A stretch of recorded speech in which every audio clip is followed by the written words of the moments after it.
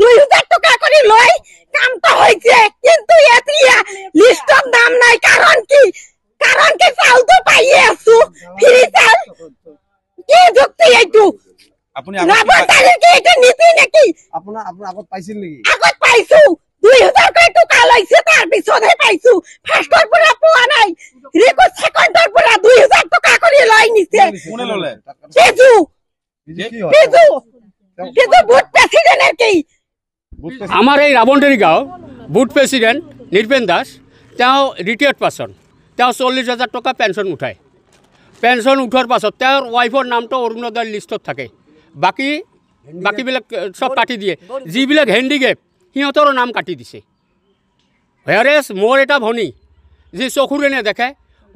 লৰিব নোৱাৰে চৰিব নোৱাৰে হেণ্ডিকেপ চাৰ্টিফিকেট জমা দিয়া হৈছিল সম্পূৰ্ণ দিয়া হৈছিল তেওঁৰো নামটো কাটি দিছে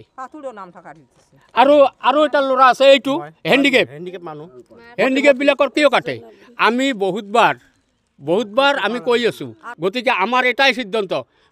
আমি মুখ্যমন্ত্ৰী মহোদয়ক এইখিনি অৱগত কৰোঁ যদি সিহঁতে এই তৃণমূল পৰ্যায়ৰ কৰ্মীবিলাকক সাল সলনি নকৰে তেনেহ'লে আমি সম্পূৰ্ণ ৰাইজ বিজেপিৰ পৰা আঁতৰি থাকিম আমাৰতো মন নহয় নাই ইমান দুখীয়া মানুহ দিন কাম কৰি দিম খাই কিয় নহ'ল এইবিলাক আৰু হেমন্ত ছাৰ কৈছে যিসকলৰ ৰেচন কাৰ্ড আছে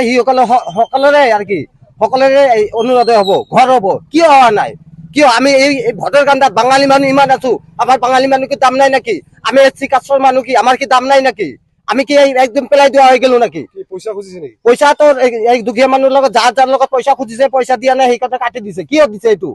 মই এই হেমন্ত ছাৰক অনুৰোধ জনাইছো যে